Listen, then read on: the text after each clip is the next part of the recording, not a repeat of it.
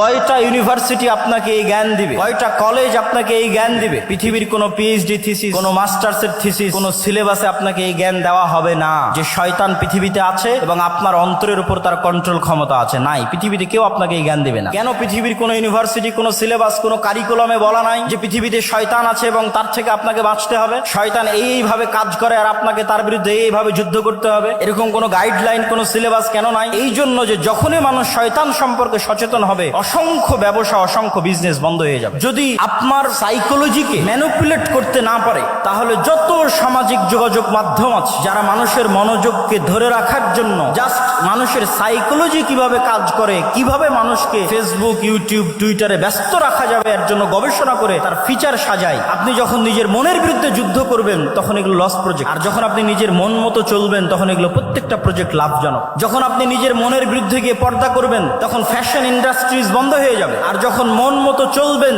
তখন fashion ইন্ডাস্ট্রিজের business চলবে। এরকম প্রত্যেকটা ধাপ আছে যা শয়তান ম্যানুফ্যাকচার করে রেখেছে পৃথিবীর মানুষকে ভুলিয়ে রাখার জন্য। কি ভুলিয়ে রাখবে? সালাতের কথা? জি না। শয়তান আপনাকে কি ভুলিয়ে রাখবে? সিয়ামের কথা? জি না। শয়তান আপনাকে ভুলিয়ে রাখবে মৃত্যুর কথা। আলহাকুমুত তাকাসুর হাত্তা যুরতুমুল মাকাবির।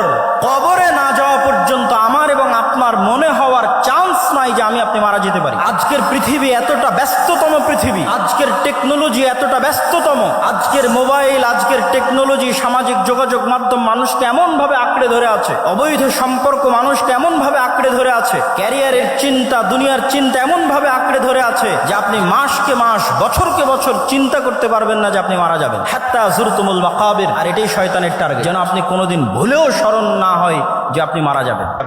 ওই যে আল্লাহর নবী বলল, আমার শয়তান আত্মসমর্পণ করেছে, আপনার শয়তান আত্মসমর্পণ করবে।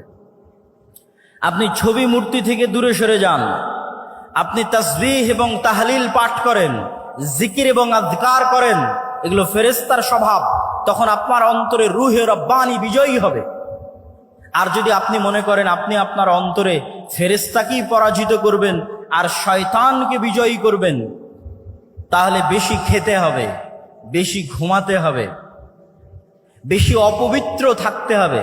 এই জন্য যারা শয়তানের গোলাম হয়, যারা শয়তানের দাস হয়, প্রকৃত অর্থে যারা শয়তানের ইবাদত করে, তাদের ইনস্ট্রাকশনের মধ্যে দেওয়া থাকে তাকে অপবিত্র থাকতে হবে। টানা 40 দিন গোসল, অজু কিছুই করা যাবে না। যেখানে পেশাব পায়খানা করবে ওখানেই খাদ্য গ্রহণ করতে হবে, যাতে মানুষকে তার মানুষত্বের জায়গা থেকে নিচে নামানো যায়। মানুষকে আল্লাহ সর্বশ্রেষ্ঠ সৃষ্টি হিসেবে সৃষ্টি করেছে, মানুষকে তার মনুষ্যত্বের জায়গা থেকে নিচে নামানোর